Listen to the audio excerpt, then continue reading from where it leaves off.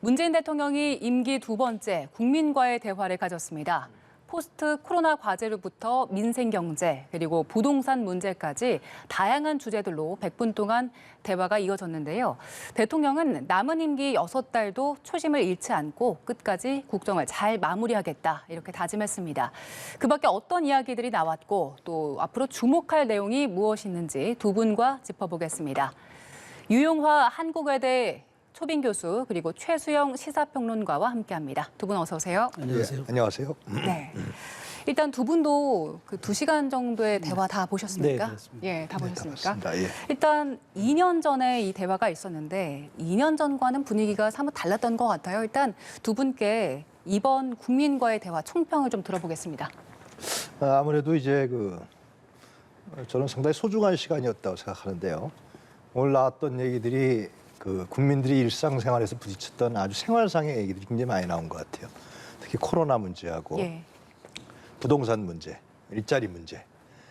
이런 부분들은 앞으로 문재인 정부가 남은 임기가 6개월이지만 오늘 나왔던 얘기들을 허투루 듣지 말고요. 대통령은 굉장히 진지하게 들으신 것 같은데 내각이라든가 관련자들 허투루 듣지 말고 이렇게 국민들이 일상생활에서 지금 어렵고 힘들고 또 바라는 것이 무엇인지 그리고 민생 경제에서 바라는 것이 무엇인지 이런 부분들을 충실히 해나가지 않겠냐라는 생각이 들고요. 첫 번째. 그리고 저는 차기 정부를 좀 노리는 분들이 꽤 있지 않습니까?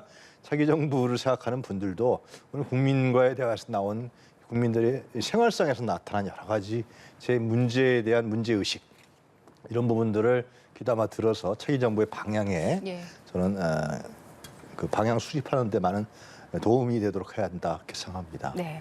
최수영 평론가 어떻게 보셨어요? 2년 전에 비해서는 사실 좀 진일보한 그런 측면들은 있었고 그다음에 조금 더 소탈하게 다가가려고 하는 그런 점들은 높이 살 수 있었으나 제가 보기엔 그럼에도 불구하고 이 정도 수준의 어떤 토론과 국민과의 대화였다면 차라리 기자회견 방식이지 않지 않았을까 하는 생각이 듭니다. 문재인 대통령께서도 2017년 5월 10일 날 취임하시면서 주요 사안 언론에 직접 브리핑하겠다고 다짐한 바도 계신데 그 이후에 사실 기자회견은 10차례밖에 열리지 않았어요. 네. 김대중 전 노무현 전 대통령 두 분은 재임 중 거의 150회 가까운 기자회견과 이제 브리핑을 했는데 그러니까 총평을 하자면 많은 내용을 담았으나 정말 국민들이 속 시원하게 궁금증 해소하고 이거 정말 이게 6개월 남은 문재인 정부의 마지막 방향과 방점이 어디에 찍히겠구나 이런 것들을 속 시원하고 딱 부러지게 아마 전달받은 건 없는 것 같아요. 다만 위드 코로나 시대라든가 그다음에 재난지원금 이런 등등에 대한 문제에 대해서 원론적인 입장을 밝히신 수준이 아닌가 싶어서 저는 국민과에 대한 많은 분들이 2시간 동안 기대를 했지만 이런 형식이었다면 차라리 국민을 대리해서 묻는 언론과의 그 기자회견 형식이 예. 조금 더 좀 날카롭고도 좀 분석력 있게 좀 전달되지 않았을까라는 그런 좀 아쉬움을 들었습니다. 진일보를 했지만 좀 원론적인 답변들이 많았다는 네, 아쉬움을 그렇습니다. 알려주셨는데 자 그렇다면 오늘 대담을 쭉 보시면서 질문들이 상당히 많았습니다. 많았죠. 가장 인상 깊게 보셨던 질문 어떤 게 있으신가요? 일단 먼저 부동산 문제에 대해서 대통령께서 사과를 하셨지만 그렇지만 거기에 대해서 또 그동안에 송구하다, 좀 죄송하다 거기에서 좀 나아가서 이건 확실하게 우리가 해결해서 다음 정부로 부담을 좀 넘기지 않겠다는 그런 자신감을 보여서 예. 과연 저는 그런 자신감을 보이시는 건 좋은데 자 그럼 그게 체감할 수 있는 지표 지금 물론 부동산 값이 조금 하락되고 있다고 합니다만 그것이 완전한 추세일지 아니면은 일시적으로 나타나는 경기 냉각에 대출 조이고 하다 보니까 나타나는 현상인지 그런 데 대한 정확한 좀 그것들이 좀 뒷받침되지 않은 것 같고 또 하나는 요즘 청년에 대한 관심이 많잖아요. 청년 고용률이 99.9% 회복이 됐다는데 예. 과연 이게 체감이 되는 지수인가? 혹시 그냥 좀 현장과 괴리된 그런 숫자는 아닌가라는 또 그런 의심도 들었고 조금 하나 저는 마지막으로 아쉬웠던 거는 나중에 기회가 있으면 또 말씀드리겠습니다만은 어쨌든 대선을 100여일 앞두고 있기 때문에 최소한 지금 사실 총리나 장관 주요 부처의 그 선거관리 내각이 전부 여당 정치인들 네. 아닙니까? 그렇다면 대통령께서 야당 후보들도 그런 문제를 제기하니까 선거 중립에 대한 의지는 마무리 발언 정도를 통해서라도 조금 의지를 보여주셨으면은 국민들이 좀 더 신뢰하고 정치권도 대통령의 그런 선거 중립이라든가 좀 공명한 그다음 공명정된 관리 의지에 대해서 조금 더 박수를 보내지 않았을까 생각인데 그런 점들을 좀 언급하지 않으시고 간 것은 조금 굉장히 아쉬움으로 남습니다. 네. 2시간이 상당히 짧았던 것 같아요. 그래서 모든 이야기를 담긴 약간의 한계가 있었던 것 같기도 하고요. 자, 유 교수님께서는 인상 깊게 들었던 질문과 답변 있으신가요?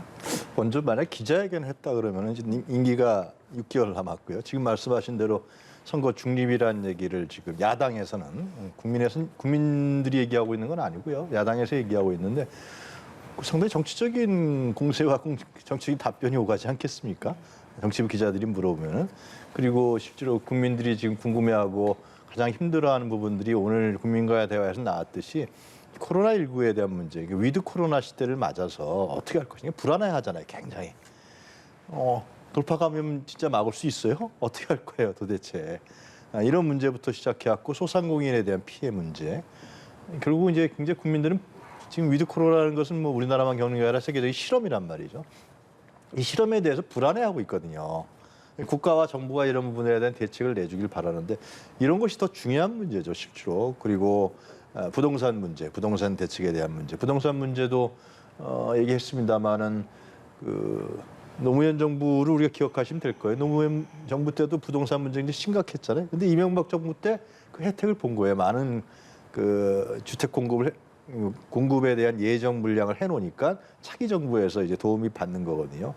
아마 제 생각에도 이 정부가 좀 늦게 했다 그랬잖아요. 좀 일찍 했으면 좋았을 텐데 뼈 아프다고 받아들이는 것 같아요. 문재인 대통령도 부동산 문제를 좀 일찍 공급책을 세웠다면은 그러면 상당히 국민들에게 고통을 박탈감이라는 것을 주지 않았을 텐데 그런 아쉬움이 굉장히 큰 것 같아요. 아주 크고 또 사과도 하고 국민들에게 죄송하다 그러고 그러나 차기 정부가 좀 늦게 공급책을 시작했지만 차기 정부 입장에 봤을 때는 그런 부분들이 이제 가시화될 것이다. 그런 점이고요. 저는 이제 가장 중요한 문제가 나왔는 게 소상공인 문제가 나왔습니다. 근데 이것이 지금 국회나 여야에서 논란이 되고 있는 초과세수에 대한 문제. 예. 기재부가 그걸 누락했다 뭐 이런 뭐 공세도 있었지만 초과세수 문제를 대통령이 소상공인에 대한 지원책에 쓰겠다라고 예. 얘기한 것은 현재의 어떤 정치적 논란 이런 부분 그리고 또 기재부와의 갈등, 민주당의 갈등 이런 부분에 대해서 명쾌하게 정리한 것이 아니냐라는 생각이 듭니다. 그러니까 초과세수 나왔을 때 그것을 뭐 국채를 갚는 데 쓴다든가 뭐 지방 자치에만 주는 것이 아니라 그 부분에 대해서 지금 가장 힘든 소상공인들에게 지원하겠다. 그리고 소상공인 손실 보상 체계에 있어서도 한선이 좀 10만 원밖에 안 됩니다. 그 점을 좀 올리는 문제 또 지원 대상에서 배제된 사람들을 다시 대상화시키는 문제 이런 부분에 대해서도 얘기를 했기 때문에 그 점이 오늘 이제 국민과 대화에서 굉장히 중요한 문제가 아니었냐 생각합니다. 네, 오늘 대화가 크게 세 가지 주제로 진행이 됐잖아요. 방역, 민생 경제 그리고 포스트 코로나 시대였는데 일단 하나씩 좀 짚어볼게요. 방역과 관련해서 질문이 여러 가지 나왔는데 의료진들의 처우 개선 문제라든지 공공의료 문제 그리고 돌파 감염과 관련된 문제를 지적하기도 했었는데 여러 가지 이야기가 나왔고 그리고 관련 부처의 장관들도 함께 대화를 나눴잖아요. 그런 만큼 이런 의견들이 좀 반영이 돼서 앞으로 좀 달라질 수 있겠습니까? 그러니까 결국 많은 국민들이 두려워하고 하는 게 돌파 감염이라 그러면은 대통령께서는 말씀하신 배석한 장관도 얘기했지만 결국에 백신의 3차 접종으로 인해서 네. 이제 그것들이 이제 많이 접종이 됐을 때 비로소 그 위험성이 줄어드는 건데 대통령도 말씀하셨지만 사실 국민들이 거기에 대한 불안감들이 있단 말이에요. 그러니까 그 사실 이제 임상이라는 게 어쨌든 다 실효적으로 거둔 게 기록이 나타나지 않았기 때문에 그렇긴 한데 저는 그런 점에서 조금 더 국민 불안을 덜어주는 쪽으로 조금 더 안심할 수 있는 메시지를 줘야 된다고 생각했는데 뭐냐면은 사실 저희가 노무현 대통령 당시엔 사스가 있었고 예. 이명박 정부 때는 신종플루가 나왔습니다. 그러니까 박근혜 정부 때는 메르스가 나왔어요. 문재인 정부 들어와서 코로나19 나온 거 아닙니까? 그럼 각 정부마다 지금 미중유의 사실은 바이러스 문제들이 계속 나오는데 그럼 다음 정부에도 혹시나 올 수 있다는 게 이 지금 추세를 놓고 보면 데이터가 성립되는 거 아니겠어요? 그렇다면 저는 오히려 오늘의 주제인 처음에 있는 위드 코로나 문제와 포스트 코로나 문제 이 문제에 대해서는 정부가 우리가 확실하게 다음 정부의 이런 시스템, 의료 시스템과 그러니까 공공의료든 그것이 이제 어떤 의료인들에 대한 처우 개선이든 이런 것들을 확실하게 조금 더 매뉴얼화 시켜놓겠다. 그리고 그것은 좀 더 과학적이고 체계적이고 모든 국민이 납득하고 사회적인 인프라를 깔아놓겠다라고 조금 더 구체적으로 명징하게 이 문제를 좀 말씀하셨어야 권덕철 보건복지부 장관도 배석하고 정은경 질병청장도 다 온라인으로 연결돼 있었는데 그렇다면 그런 것에 대한 확실한 국민 불안감을 덜어주고 미래 비전을 제시하는 게 저는 6개월 남은 문재인 정부의 가장 큰 과제고 우리의 마지막 책무라고 생각한다고 얘기했으면 국민들이 더 많이 신뢰가 갔을 것 같아요. 그러니까 어차피 이런 어떤 코로나 바이러스들이 계속 앞으로 올 수도 있는 상황에서 국민들이 문재인 정부가 이런 인프라를 깔아놓고 만일 퇴임한다 그러면은 굉장히 안심되겠구나. 라는 그런 좀 말하자면 불안감을 덜고 희망의 메시지들을 조금 더 이런 국민과의 대화했다면 그런 걸 내보이는 게 저는 좀 더 설득력이 있지 않았을까 이런 아쉬움이 듭니다. 대화에서는 깊게 들어가진 못했지만 오늘 들었던 이야기들 토대로 이제 그게 반영이 되는 모습들을 보여준다면 그러면 또 이야기가 달라지지 그렇죠. 않을까 이제 그런 싶습니다. 것들이 그러면 화두가 예. 되면 좋겠죠. 예. 네. 그리고 또 먹는 코로나19 치료제와 관련된 이야기도 나왔거든요. 내년 2월 중에 나올 수 있을 것이다. 그리고 또 40만 명분 선구매 계약을 했다라고 했는데 먹는 치료제에 대한 관심들이 상당히 높거든요. 우리 정부가 앞으로 어떤 부분을 더 챙겨야 될까요? 그거는 이제 뭐 지금 11개 회사에서 치료제 개발을 하고 있다고 대통령이 얘기하지 않습니까? 또 국내에서도 개발하고 있기 때문에 그러니까 먹는 치료제 문제는 결국은 이제 이 위드 코로나 시대의 상시적인 어떤 그 어려움과 고통을 또 상시적으로 해결할 수 있다 이러한 기대감인 것이죠. 근데 이제 사실 이 돌파 감염 문제라든가 이후에 또 추가 또 돌파 또 바이러스 또 돌파 감염이랍니다. 예. 또 바이러스 알파 델타 변이가 또 나올 겁니다. 이거는 그리고 이 팬데믹 현상은 정기적으로 일어날 수밖에 없을 거라고 우리가 예상할 수밖에 없어요. 그렇기 때문에 사실 어떤 정보가 들어서도 답은 없습니다. 이건 전 세계적으로 대처해 나가야 되는 것이고 그러면은 이러한 시대를 맞아서 어떠한 사회 시스템을 만들 것이냐 뭐 얘기 잘 하셨는데요. 제가 봤을 때 이런 위드 코로나 시대와 정기적인 팬데믹 시대를 맞아서 우리가 어떠한 사회 시스템과 정치 시스템과 또 문화 시스템, 교육 시스템을 만들어 나갈 것이냐라는 문제가 이제 중요한 과제가 되고 그것이 이제 국가가 해야 될 일이겠죠. 그리고 국민들이 이런 위드 코로나 시대에 안정적으로 안착하기 위해서는 어떠한 지원을 할 것이고 또 어떠한 미래에 대한 불투명성에 대해서 좀 편안한 그 부분을 갈 수 있도록 노력하느냐는 문제. 그런 측면에서 뭐 전 전국민 재난지원금도 내년에 가서는 이러한 위드 코로나 시대 국민들이 이러한 어려움을 헤쳐나가는데 상당히 필요한 부분이라고 생각해요. 그러니까 소상공인이나 두텁게 하는 것도 있겠지만은 그러니까 아무도 지금 이거 새로운 실험입니다. 위드 코로나도. 그렇기 때문에 상당히 오늘도 이제 그 대화에서 나왔지만 근데 불안해하는 거예요 국민들이. 내년에도 이거 마스크 또 써야 돼? 또 오는 거 아니야? 이런 문제가 있기 때문에 그런 부분에 대해서 상당히 오늘 대화에서 이제 상당히 국민들의 어려움도 났고 사실 제가 다시 말씀드리면 어느 정부도 그거를 명확한 답을 좀 내릴 수가 없어요. 미국이 내릴 수 있어요, 독일이 내릴 수가 있어 없어요. 그런 부분에 대한 대책과 대처와 사회적 시스템을 어떻게 만들어 나가느냐 이게 제가 보기에는 차기 정부가 해야 될 일 아니겠어요? 중요한 과제가 될 거라고 생각합니다. 네. 지금 국민들이 이제 연일 확진자 수가 계속해서 많이 나오다 보니까 불안해하는 상황이기도 한데 지금 상황을 두고 일단 문 대통령은 의료 체계가 감당이 가능하다면 뭐 10,000명이 나오더라도 지금 위드 코로나 체제를 유지하겠다 이렇게 밝혔거든요. 뭐 자영업자의 어려움을 고려한 답변이기도 하고요. 이 답변은 어떻게 들으셨습니까? 그러니까 지금 사실 저도 3주간 경험해봤지만 솔직히 야간에 이렇게 좀 다니다 보면은 또 좀 두려울 정도로 사실 좀 그런 방역에 대한 좀 해이해진 게 아닌가라는 우려가 드는 것도 사실입니다. 그런데 대통령께서 우리 방역 체계를 충분히 감당하고 이제 앞으로 이제 또 진행 상황을 보고 또 그 조건전은 다르셨죠. 우리가 과연 감당할지 안 할지 한번 시간을 또 놓고 보고 그 다음 단계를 한번 우리가 하겠다. 그러니까 국민 여러분도 좀 협조를 해달라고 말씀을 하셨는데 어쨌든 저는 국가를 이끄는 최고 책임자로서 여기에 대해서 이렇게 좀 명쾌하게 선을 그어준 거는 저는 굉장히 국민들의 신뢰 측면에서 좋습니다만은 그러나 정말 그것이 우리 의료 체계에 가능한 건지 사실은 이것도 전이 가보지 않은 길이기 때문에 과연 그렇다면 나중에 이게 말이 바뀌거나 대통령의 말이 바뀌거나 우리가 감당할 수 없을 때는 정말 극도의 혼란이 올 수가 있거든요. 그런 점에서 자신감을 국민에게 주고 희망을 불어넣고 준 것은 좀 희망적으로 저는 생각이 되지만 그러나 실제 우리 의료 지금 체계가 이것이 감당 가능한 것인지에 대한 정밀한 분석이 저는 사전에 있었다고 생각을 하지만 만일 그런 것들에 대한 사후 대책이라든가 점검이 저는 반드시 뒤따라야 된다고 생각합니다. 이 문제는 국민의 뭐 건강과 안녕을 떠나서 우리 국민들이 국가를 의지하는 이게 가장 기본적인 문제이기 때문에 이 부분에 대해서는 사실 이번에 조금 아쉬웠던 거는 뭐 조금 결혼 다릅니다만 요소수 대책 같은 경우도 국민들이 충분히 예측 가능한 한 일이었는데 정부가 사실은 좀 리스크 관리라든가 좀 말하자면 사전 대응 능력에 문제를 보인 건 사실이거든요.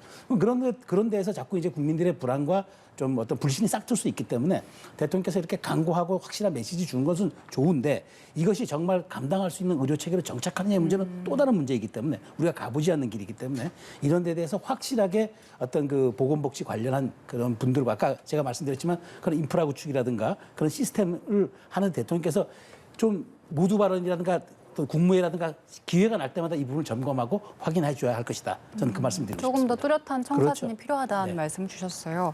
방역과 관련해서도 여러 가지 이야기가 나왔지만 민생경제 관련해서 정말 다양한 주제가 나왔거든요. 뭐 청년 일자리 문제라든지 부동산 문제, 재난지원금 주제 다양했습니다. 그중에서 코로나와도 좀 연관된 문제인데 코로나로 인해서 어려워지는 분들도 계시지만 코로나로 인해서 특수를 입은 업종도 있다. 그래서 여기에 대해서 문 대통령이 피해 입은 업종, 거기에 대해서 그 피해 입은 업종 그리고 취약계층에 대한 회복을 돕기 위해 집중을 할 것이지 코로나로 인해서 특수를 본 업종에 대해서는 별다른 조치는 하지 않는다는 이야기를 했었거든요. 뭐 그런 예. 얘기도 한 것 같기도 하지만 네. 그러나 업종 간의 순환 얘기도 했죠. 예. 그러니까 그거는 향후 경제에 대한 문제인데요. 그러니까 지금 이제 코로나 시대를 맞아서 이제 쇠퇴하고 그러니까 그 상당히 약화되는 그러면서 소멸하는 업종들이 있고요. 반면에 코로나 시대를 맞아서 포스트 코로나를 향해서 이게 뭐랄까 미래적인 의미에 있어서의 이게 그 상당히 약진하는 그러한 기업이나 업종도 상당히 많이 생겼죠. 뭐 그냥 비근한 예로 배달 앱 같은 경우도 완전히 천양지차 아닙니까 실제로. 소상공인들은 이제 죽어나갔지만 또 배달업은 굉장히 발전했고 거기 실제로 취업도 많이 하고 있고 이것뿐만이 아니라 이제 제4차 산업혁명이라든가 또 다른 앱 산업이라든가 이런 부분들에 있어서는 지금 이전의 코로나 시대 이전과 완전히 다르게 이제 발전하고 있단 말이죠. 반면에 이제 그 소상공인이라든가 자영업 이런 부분들은 향후에 포스트 코로나 시대나 위드 코로나 시대에 상당히 발전할 거라는 예상은 우리가 할 수가 없는 거죠, 실제로. 이런 부분들은 그럼 어떻게 할 거냐, 정부가, 국가가. 그것은 결국은 거기서 탈락하신 분들은 재교육을 시킨다든가 아니면은 그 다른 업종에 취업할 수 있도록 알선을 한다든가 이러한 종합적인 대책에 대한 이제 고용 문제라든가 일자리 대책이 나와야 될 거예요. 대통령도 이제 그런 언급을 한 것 같은데요.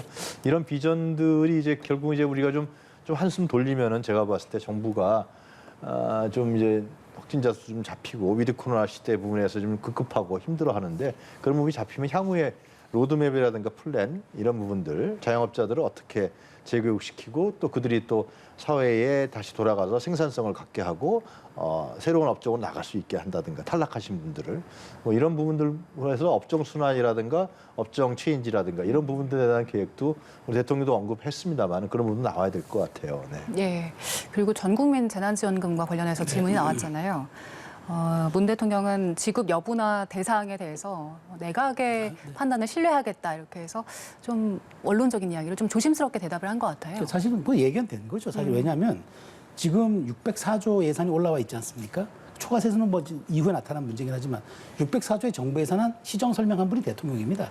그 최종 편성 최고 책임자가 대통령이시죠. 그러니까 거기에 대해서 내각을 신뢰하지 않으면은 대통령께서 그 내각을 신뢰하지 않으면 내각을 바꾸든가 아니면은 뭐 교체를 하든가 이렇게 해야 되는 거 아니겠어요? 그런데 당연히 그건 신뢰하는 건 맞는데 다만 그렇다면은 지금 정치권에서 논란이 된 초과세수에 대해서도 예. 확실하게 선을 그었죠. 소상공인이라든가 이런 분들을 위해서 먼저 써야 된다. 저는 이제 이런 경우가 이제 당청 갈등이 이제 사실은 이재명 후보가 이 문제를 철회했기 때문에 예. 사실은 갈등의 요소가 해소가 된 거죠. 대통령께서 방침을 바뀌셨고 다만 아쉬운 점들은 어쨌든 예산 편성 604조가 그때 시정연설하실 때 제가 뚜렷이 기억합니다.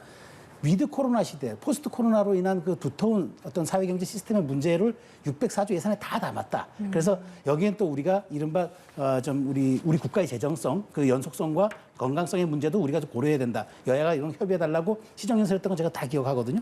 그렇다면 이제 여기에 대해서 사실 그런 갈등이 불거졌을 때 저는 청와대가 조금 어떤 형태로도 거기에 대한 선을 갈등에 대한 입장을 밝혔어야 되는데 네. 이미 문제가 다 진화되고 난 다음에 내각을 신뢰한다. 이런 얘기는 약간 좀 말하면 속도가 좀 뒤떨어진 느낌, 좀 그런 느낌을 좀 받았고 어쨌든 대통령께서 이렇게 이제 이 방향성을 이제 제시했기 때문에 아마 소상공인 지원 문제라든가 초과 세수에 대해서는 그런 쪽으로 좀 속도감 있게 진행할 것 같은데 여기에 대해서는 뭐 윤석열 후보도 뭐 50조 원 가까이 얘기를 했기 때문에 예. 이런 부분에 대한 논의가 이제 다시 정치권으로 넘어갔겠죠. 604조 혹은 초과 세수에 대한 문제가 지금 지난주부터 정부가 국회가 이제 예산심의 들어갔기 때문에 이 부분에 대한 논의 좀 속도감을 가질 것이다. 대통령께서 방향성을 밝히셨으니까 네. 저는 그렇게 분석합니다. 네. 추가 세수 문제는 지금 말씀하신 대로 윤석열 후보가 좀 답을 할 때가 됐어요.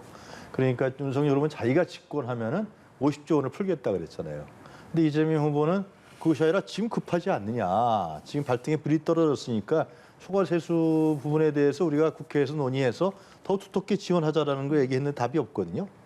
네, 이런 문제에 일단- 대해서 오늘 대통령이 또 얘기를 한 거니까 네. 이 문제 정치권에서 논란이 될 것 같아서 제가 말씀드리는 건데. 논의가 향후에. 되겠죠. 네. 그러니까 이런 문제에 대해서 윤석열 후보가 저는 내일 답을 해야 된다고 보여집니다. 네, 오늘은 이제 국민과의 대화 관련해서 집중해서 이야기를 나눠보고요.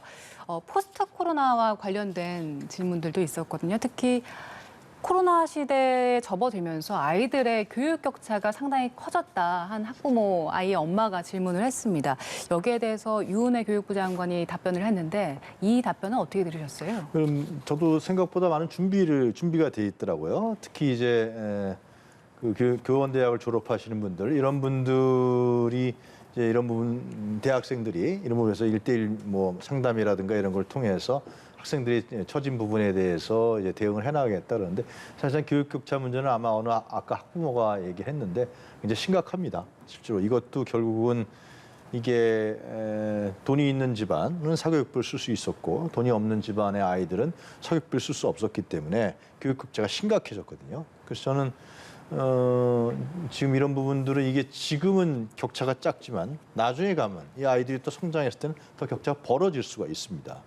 그래서 유은혜 부총리가 얘기했지만 저는 아쉬운 거는 좀 더 교육부에서 이런 문제에 대해서 좀 사전에 더 미리 좀 준비를 해서 이런 교육 격차 문제를 어떻게 해소할 건가에 대해서 좀 더 심도 있는 준비를 했었으면은 더 좋았지 않았나 그런 생각이 듭니다. 네.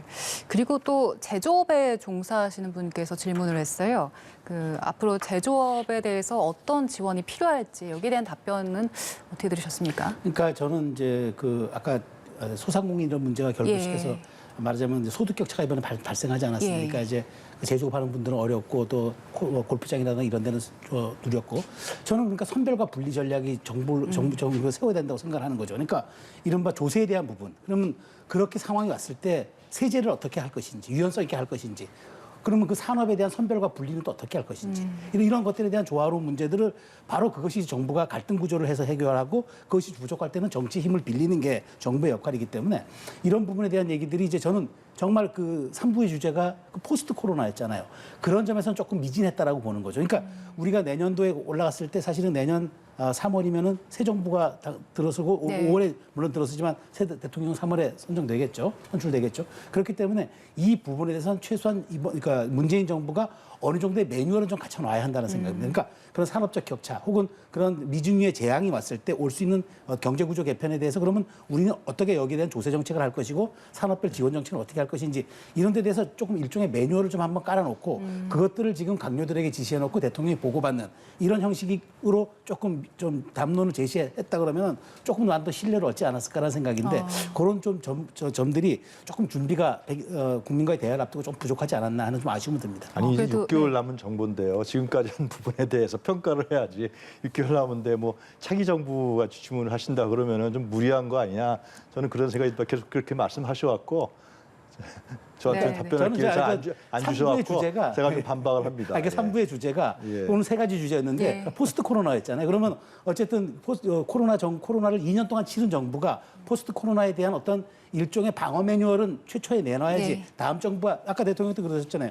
우리 대한민국의 발전은 모든 앞선 정부들의 결과물들이다. 어느 정부가 잘해서 된 것은 아니다. 그렇다면 그 인프라를 깔아놓는 게 저는 문재인 정부의 마지막 책무가 아니냐 그런 의미에서 말씀드렸습니다. 네, 유영아 교수께도 말씀하실 수 있는 시간 드릴게요. 지금. 같게 좀 얘기를 좀 해주셨으면 좋겠어요. 예, 지금은 포스트 코로나 시대에서 네. 질문을 드렸었고요. 예. 제조업 관련해서 조금 더 추가적으로 문재인 대통령이 여기에 대한 답변은 빠르게 디지털화하는 노력을 할 것이다. 그리고 탄소 중립 시대의 흐름에 동참하는 기업들의 노력이 필요한데 여기에 있어서 정부가 지원을 적극적으로 할 것이다. 이렇게 밝히기도 했잖아요. 실제로 탄소 중립 사회 문제는 문재인 대통령이 굉장히 가장 역점적으로 현 정부에서 추진한 사업 중에 하나입니다. 그래갖고 탄소 중립 사회를 만들기 위해서 지난번 그 외국에 나가서도 국가 정상들에서 기조 발제까지 했잖아요. 실제로 그래서 탄소 중립 사회를 만들기 위해서는 지금 어떠한 대책들을 해야 되는지.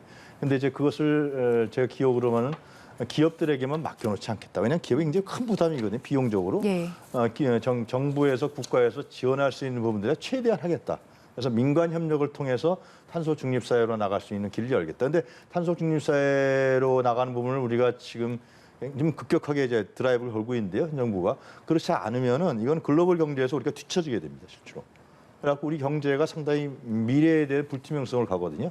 그런 점에 대해서는 탄소 미래형 산업이라든가 탄소 중립 사회 이런 부분에 대해서는 문재인 정부에서 상당히 로드맵을 제시했었다라는 생각이 듭니다. 네. 자, 문재인 정부 마지막 국민과의 대화 오늘 함께 보셨고 또 두 분과 관련된 자세한 이야기도 나눠봤습니다. 자, 지금까지 유용화 한국외대 초빙 교수 최수영 시사평론가와 함께했습니다. 두 분 고맙습니다. 네, 감사합니다.